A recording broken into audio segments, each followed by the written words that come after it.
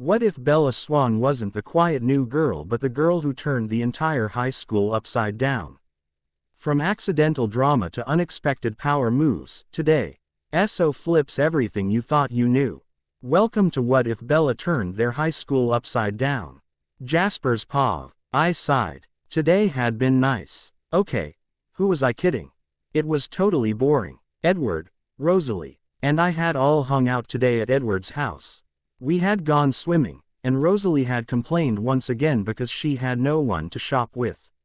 Now we were all relaxing on the side of the pool. Silence. I looked up at the sky. It was the middle of June, and summer vacation had begun only a few weeks before. It had been hot and muggy the whole time, which was unusual for Forks, Washington. The cloudless sky was a nice blue. As I lay in the grass I felt a small breeze blow through. I sat up, to see if anyone else noticed it, but by then it had gone on its way. I glanced at Rose, Allie, who had steadily been getting restless for the past 10 minutes. Well, it's been fun boys, but I'm going to go work on my design some more. See you tomorrow, Edward. Rosalie then stood up, and walked inside. Rosalie was my twin sister. Now, don't get me wrong, that could be fun. Usually. However, she was a girl, and that left a larger space than there would have been if we were the same gender. Come on, Jasper. Let's go to the skate park or something. What do you say? Edward looked at me hopefully. Okay. Go grab our gear and I'll be down in a minute. I stood up and went through the sliding glass door and into the massive white house. Edward's dad was an amazing doctor, and also very rich from an inheritance. That meant larger house, nice cars, and lots of spending money. I took the steps two at a time as I headed to Edward's room. I always left some of my clothes at his house, just in case. I changed out of my swim trunks and threw on a black t-shirt with a "Bite Me" sweatshirt over it. I added a pair of black trip pants, then headed out to the garage. Edward had already grabbed our helmets and boards. Pictures on website. Click the homepage link on my profile. As we got to the skate park, I did a 360 heel flip and then headed down the side of the bowl to the ramp. As I got there, I stopped and turned around to wait for Edward. As he came into view, he suddenly froze. Shading his eyes, he started staring in one direction. I turned to see what he was staring at and saw one of the most beautiful girls I had ever seen. She was extremely short, with cropped, dark, spiky hair and blue eyes. She was riding a bright pink skateboard, and was headed my way. I stepped back as she landed next to me and hopped off her board. She turned to me, winked, and smiled the most amazing smile I had ever seen. Hey, I'm Alice. What's your name? Her voice sounded like bells chiming. I'm Jasper. Nice to meet you, Alice. I don't believe I've seen you before. Are you new here? I was happy that my voice actually worked. Yeah, well, my family just moved here. Hey, Emmett, she called, waving her arms over her head. He's my brother, she added, just as my heart had begun to sink. I soon saw a huge guy with a goofy grin on his face come into view.